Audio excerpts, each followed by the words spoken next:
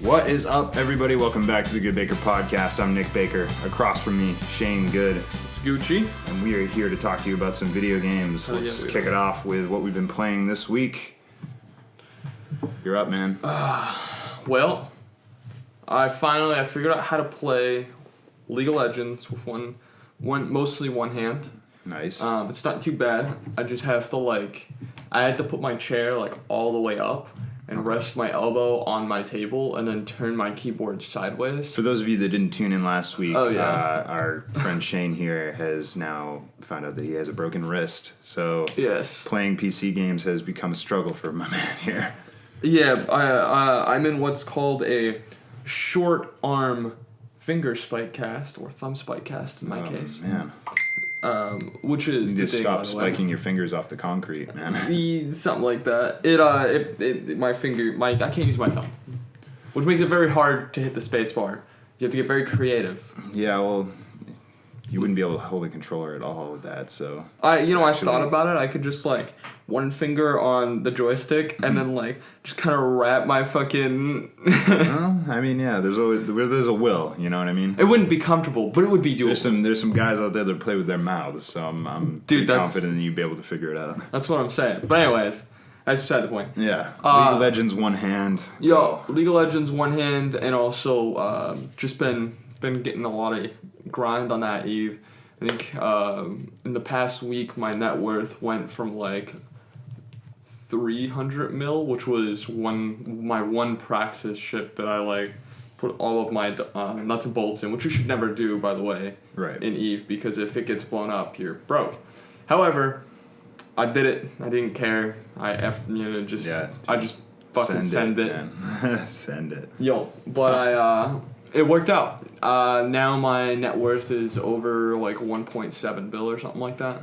All right. Well, that's a big uptick, it seems. Yeah. Well, I was going from being able to make 50 mil a day to being able to make 140 mil an hour. So. And you've also been ticking away at League of Legends. So how far of a skill gap do you have now that you can only use one hand? Is that hindered you quite a lot, or are you still able to fight with the best of them? Honestly, I thought that it would do a lot, it would actually hurt me a lot more, but so far the only thing that I've actually had issues with is it's hard to get back to my character. So everything else I've been able to just force myself to kind of use different fingers to do different things, but I have no way of hitting the spacebar. Damn. And the spacebar, when you're off in a different place looking at a different fight, the spacebar is how you quickly snap back to your character. So if I'm walking through the jungle and I'm looking at the bottom lane, that I'm watching a fight bottom lane to see an outcome, or to see if I should go that direction, and I'm walking through my jungle and I get counter jungled, I can see my health bar drop. My immediate reaction is to try and hit my spacebar so I can see what I'm doing, and then I'm I can't hit my spacebar. So other than that, it's not too bad. But what have you been shooting up on? Man, my heroin this week has been yikes. Zelda Link's Awakening, man. It's such a fun little nostalgia trip for me, because when I played it back on the Game Boy Color, I believe, the DX version, man, it just seems like such an offshoot. I can't even remember half of the things that I did in the game, and it all feels familiar, but the memories aren't there, and so it's an entirely new Zelda game, and it's a lot of fun. The new art style makes everything really vibrant and colorful. The cute little chibi characters make everything really charming and approachable. You want to talk to every NPC because they're just strange looking. You're like, who is this guy? Who's this lady with this chain chomp out front of their house? We got to figure out what's going on with her. So the main quest of this Zelda game, if you haven't played it, is to collect a certain amount of magical instruments so that you can wake a sleeping creature and escape the island that you're on. So is it more of a venture than a battle? Yeah, it's more of go around dungeons, collect-a-thon, try to get all the items that you need to eventually get off the island because you were stranded on this island because you were traveling on a boat for some reason as Link throughout the ocean, and you're on this tiny little skiff boat, and your boat gets struck by lightning, and now you're stuck on this mystery island, and you need to figure out its mysteries and get off, which I assume is your role in the world, but it really doesn't make it clear at the very beginning, and that's the main crux of Zelda games is, am I just here to fight evil? Is that like here? My job now? But I mean, yes. Yeah, it's been a lot of fun. I think I have 3 or so instruments right now, and I think there are 8, so I have a decent chunk of the game left. It's a pretty sizable game for a remake of a Game Boy game. Zelda games always have been. Just I think the average that I've heard is like 10 to 12 hours of gameplay. I think I've played maybe 4 or 5. So okay, that's not bad. I've been fucking around too, so. And I never get straight to the point with those kinds of games. I'm always like hacking away at grass, getting money, and trying to get all the items before I move forward. And so, a lot of fun. I've been sprinkling in a little bit of Madden in there. Obviously, it's football season, and I can't get enough of that shit. Dear God, I'm an American. That's basically all I've been playing. We had that big Halloween party last night. It was pretty fun. That was. It's taken up a lot of the time. I had a bunch of people over. It was a ton of fun. It was a good time. But that aside, let's get on to the hot topics of the week, and there aren't many, ladies and gentlemen. But there's a couple. We dug deep for Hearts of Iron 4. Why don't you go off for me? So, Hearts of Iron 4, Les Resistance. To be specific. So, Hearts of Iron 4 Les Resistance is a DLC that will take you through a piece of the Nazi history, essentially. Let's see. I'm trying to figure out... I had it written down. So it's basically this war game, sort of like Risk, right? Yeah. Describing as that is because I have never played a Hearts of Iron title. So the Hearts of Iron title, basically the DLCs especially are like the base game is you do fights that are like big famous fights, and you change the way the world was written through those fights. Interesting. And you can, like rewriting history and in this particular DLC took place in Nazi-occupied Norway. A small group of commandos working within Norway government in the exile sabotaged a key sabotaged a key faculty that deployed the third Reich deployment nuclear weapon in the HOL4. So, essentially, in this piece, you're kind of like, they're bringing you into Norway, and you're going to do, you have a fight that goes through in Norway, and you're fighting the Nazis. So my guess would be it probably makes sense as this took place in World War II. Yeah. But they have a ton of different battle scenarios, and they have like a free play version, and they have, so like for them to put out more is I'm assuming you probably have to pay for this DLC, the other DLCs you have, so yeah, it's kind of a way to extend the life of the game. Yeah, generally that's usually what these PC titles seem to do, is they just kind of roll out maybe campaign DLC and in different ways, trying to get you back into the game, and maybe that'll kind of hook you again.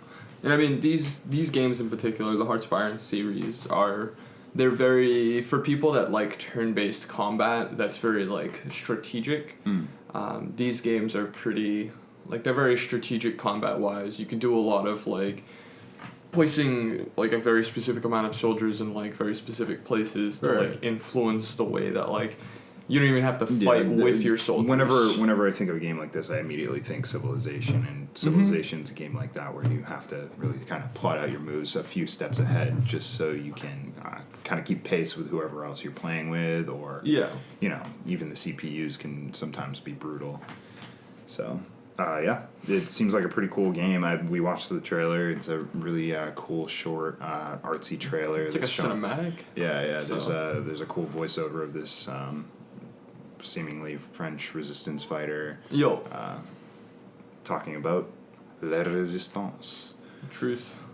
And seems pretty cool. If there was a few other things that came out of with the Paradox Con. Oh yeah, there was from Berlin. There's Stellaris is getting new DLC. We didn't read too much into that, but yeah, there were a few other things that came out. Definitely in the PC vein of things. So if you're interested in that, I'd check out some of the news drops from that. We thought Hearts of Iron was one of the highlights, though. I think that happened today. It happened 9 hours ago. Yeah. It was pretty early on today. Don't know what the time is there. Actually, I don't know what the time difference is between Berlin and and here. I'm not sure if it's maybe it's like 4 hours the other direction. Yeah. I don't know. Maybe. Anyway, so moving on, there have been all kinds of little tidbits and things dropping lately about Star Wars Jedi Fallen Order, because the release date is coming up, and it's true. Everybody's embargoes are being lifted about the stuff that they have been able to play. It's exciting stuff. People are really impressed with the game, talking the likes of like Dark Souls meets Zelda meets like Metroid Prime, like gameplay and I like those aspects. Yeah, good games to be affiliated with for sure. And I feel like I am gonna really enjoy the combat. The combat seems like something I'm really interested in. Yeah. Really God of War, like boots on the ground like you're just really counter and combo focused combat, and any kind of combat that includes a counter button is so great. I love when you can get into a combat and everything's fluid, and you're killing guys here and another guy comes in, you're able to react and use his momentum against him and throw him into another guy. It's really cool when you can actually fight multiple enemies without really like breaking scene. I think that's one thing that the Assassin's Creed series got really right early on, and a lot of people criticized it for its combat, but I really enjoyed the clippiness of it. Even though it didn't take like a huge amount of skill to be good at the game. Yeah. It always looked really cool when you would get those little cinematics where you'd get two guys in one, and one guy would run at you with a sword and run through his teammate, and then you'd cut off his head or whatever and kick him aside. Maybe I'm thinking Witcher. I don't think you ever actually decapitated. You never decapitated people. Usually it was just like a quick little stab. The Witcher was another really fine example of great combat. There weren't any real counter mechanics, so to speak, other than you could, I guess, block and reflect, but it was a little bit more skill-based there. But really good example of really fast, fluid combat, and really meld skills and your basic attacks together really well, to where you're using your signs and you're swinging your sword and you're rolling around and stepping back, and everything seems really cinematic, and I love that in the combat system, and it seems like they're really pushing Star Wars Jedi Fallen Order in that direction. Pretty cool. For sure. They also brought to light a lot of the similarities between this game and Metroid, and which you're not going to have any fast travel. So you're going to be dropped on a planet, and I believe you're going to be traveling between planets, but once you're on a planet, there's no fast travel. So you're dropped where your ship lands, and you have to navigate throughout the planet and back to your ship. You can't, like, just skip back to your ship. You need to find your way back, which I think is gratifying, and it keeps you in the world. It delves you deep into the atmosphere that you're in. It's very Zelda. Yeah, and you if you get yourself into something, you have to get yourself out. It's not forgiving in that way, where you're like, oh, well, just fast travel. In the Division, not the Division, but like say Destiny or whatever, you get down deep in the hellscape that is like the center of the moon, and you're like, you know what, boop, and I'm back in my ship. I mean, I hope that they don't make you walk it. That like they'll at least have like some sort of like vehicle that will like it won't necessarily make it instant, but at the same time it won't take because I've heard the game's fairly big, so it won't take like 30 minutes of walking to get from one side of the map to the other. Like 10 minutes in a car, like 12 minutes I imagine in a car that they're going to keep each planet pretty concise, like not super duper small, but like dungeon size, I think. Okay. So it won't be horrific trying to find your way to and from specific locations, the locations of interest, I'd say. Yeah, that would be the only thing. Other than that, they've detailed a few of the places that you're going to be able to go. There's a few planets from the prequels that they're including Coruscant, I believe, which is going to be really fun if you're a Star Wars fan. All of this is of interest to you, and it's going to be awesome. Stunning visuals. Everything that I've seen so far looks great.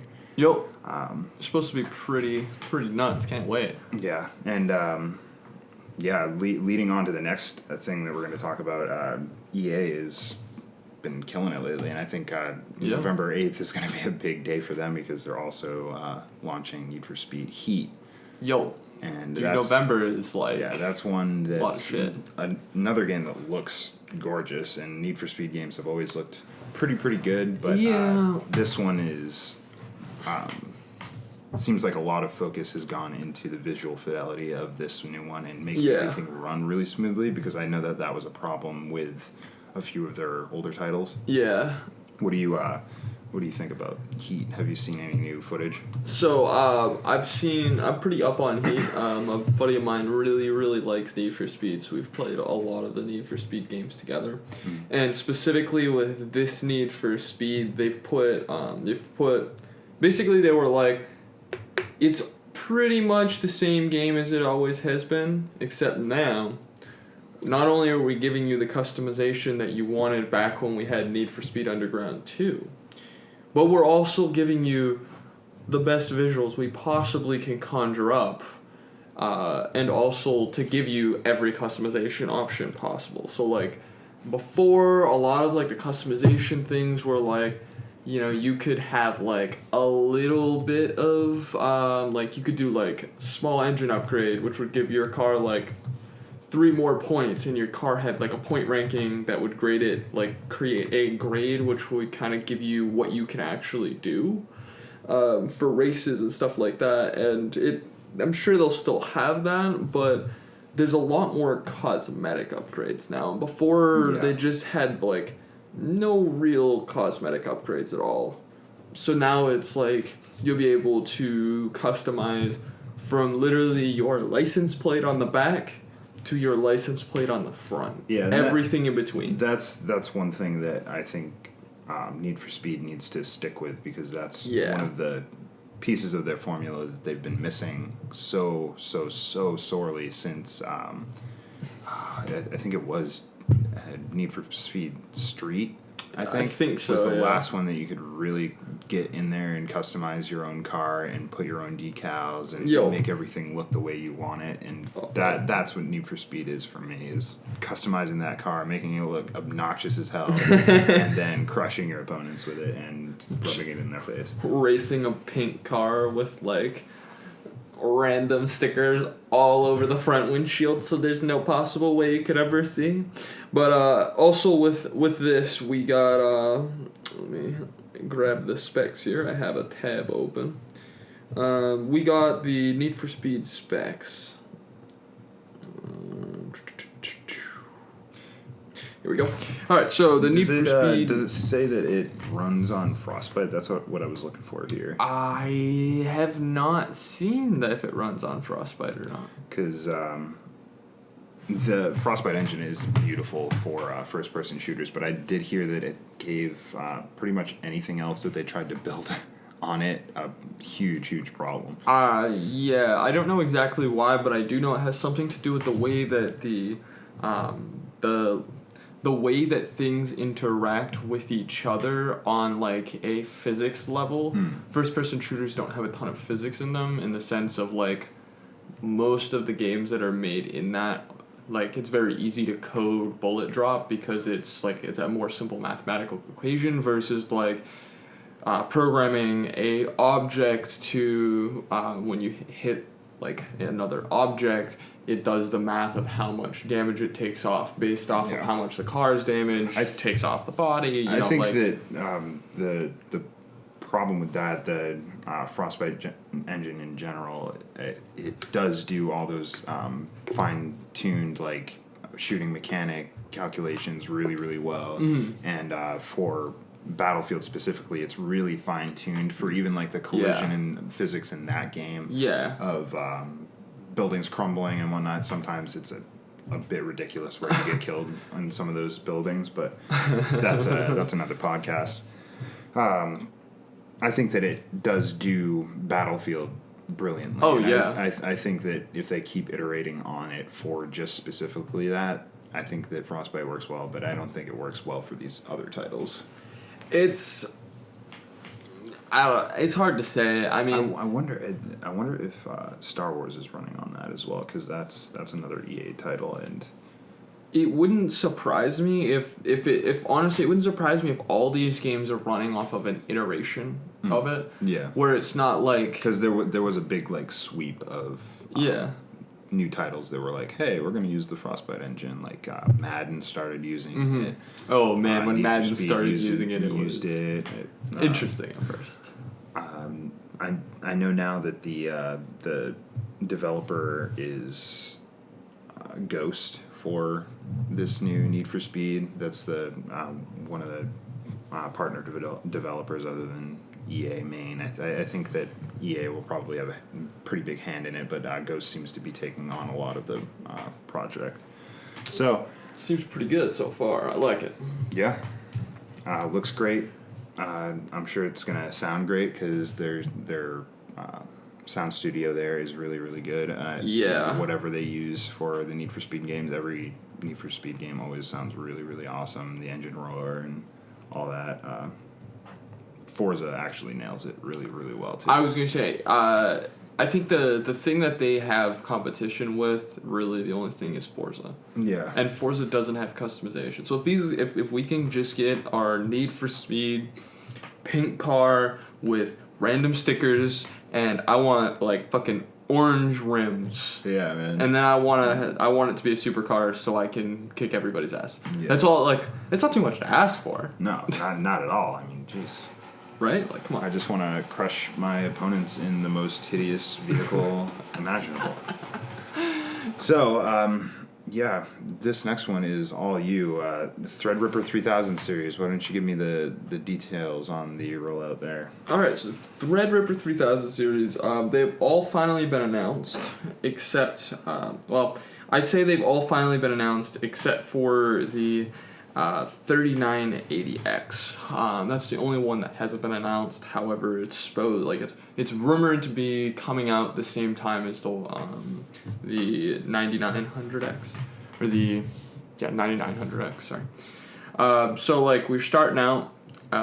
They announced these fairly recently, and actually we're just like, also it's coming out literally next month. So they come out in November. There isn't a specific day in November yet, but they are coming out at some point in November. Starting out with the 3960X with a very small, this is the bottom of the barrel here. So we're starting at 24 cores with 48 hyper threads, which is like it's probably double. Actually, it's literally double my processor. I have a 12-core processor. Right. It sounds considerably higher than what you were talking about before, because you were talking about like 16 threads before. Yeah. That's a lot more. Yes, 48. So a lot more threads. These are basically like for server racks. So people that have like their own servers and shit like that, these are the types of processors. These directly compete with the Xeon series, or it should be the Xeon series for Intel, which Intel has been putting out, like they've been kind of sneaking their Xeon series, but nothing has really looked super great. And then Ryzen 3000, the Threadripper series is kind of like nuts. So we hit immediately afterwards with a 3970X. That'll be 32 cores and 64 threads. Now, I don't know why it releases the same time, but I'm not sure why. This one actually gives a TDP. So the TDP that they have for this one is 280 watts. It's the only one in the list that has a TDP for whatever reason. So basically, a TDP is just how much power it takes up. So if you're under load and you have for whatever reason, you're running a Threadripper and you're also running a Titan, you'd want at least like 700 watts because you also have to fucking cool both of those things. Probably honestly, I'd say like 800 because you need something with some rads to cool these bitches down. So the 3980 is the one that we don't have the date for. However, it's supposed to be, it's kind of a weird core configuration actually. It's going to be 48 cores, physical cores, with 96 hyper-threaded cores. Wow. So you're just like, yeah, you just crawl up the list. My guess would be this one will be coming out in 2020, January of 2020, just because that's when its successor is coming out, which is the 3990X, 64 cores, 128 threads. This is like... Sounds like supercomputer status. It's... If you put like 2 of those, and actually I don't even know if you could put 2 of those in a fucking... You'd have to put 2 of those in like a 3U just to cool them. Logistics are astounding, Shane. It would. I don't know many things you could put that up against, and it wouldn't just be like not able to absolutely crush it. Yeah. But 64 with 128 threads is like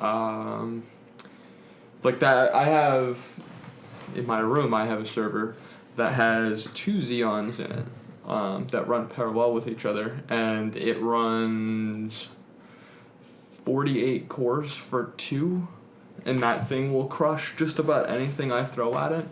So this one CPU will like obliterate like literally anything you throw at it. And one of the big things that they changed about it is they changed the base frequency. So instead of it being 1.5, it's the higher grade ones are supposed to be 1.8.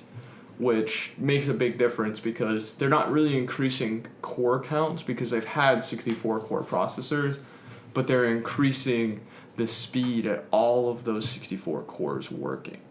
So now they're working at more efficient speeds. Right. The only issue is it with higher frequencies, more energy moving in that processor means it gets that much hotter. Right.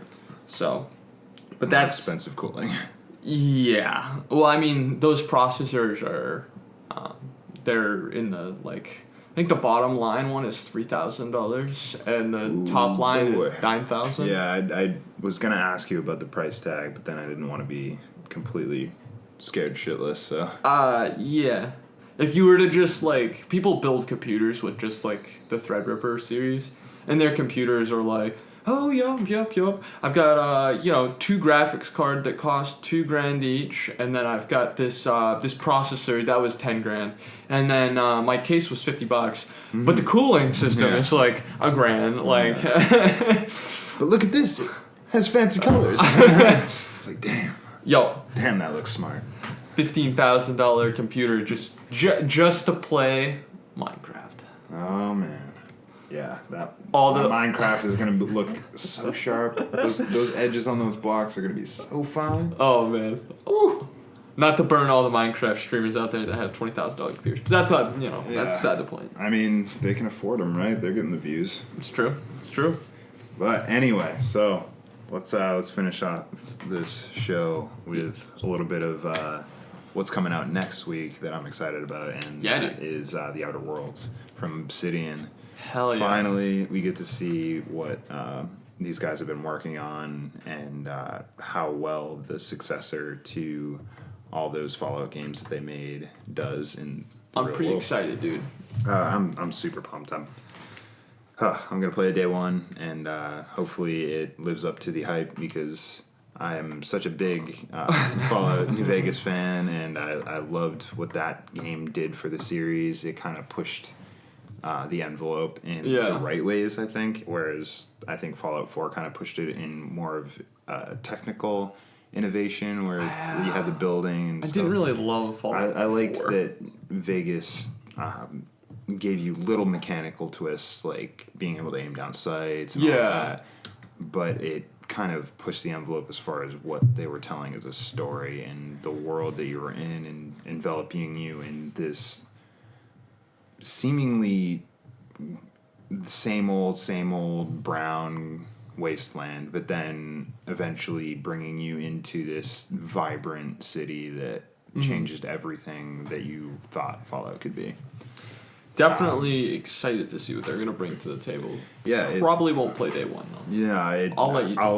I'll come back with all the news next week if I get to play it at all. I'll probably still be hanging on a prayer there, but definitely the week after that I'll have my impressions. Yep. And we'll have a lot to talk about then. But yeah, super excited for that. I wanted to just mention that before we got off. Anything else you want to add on to the tail end of this one? Oh yeah, dude, yeah. So we got this really cool game. It's called Like and Subscribe. Follow us on Facebook. Yeah, smash that subscribe button. That's what they all say. Is that how they say that? I thought they say smash the like button and don't forget to subscribe because smash them all, dude. Smash all the buttons. Like just don't at your keyboard and just punch it, all of them. Just literally punch it. Yeah. Make sure that you support us though, because we could really use it. And we love you guys. We'll catch you next week. Peace. Peace.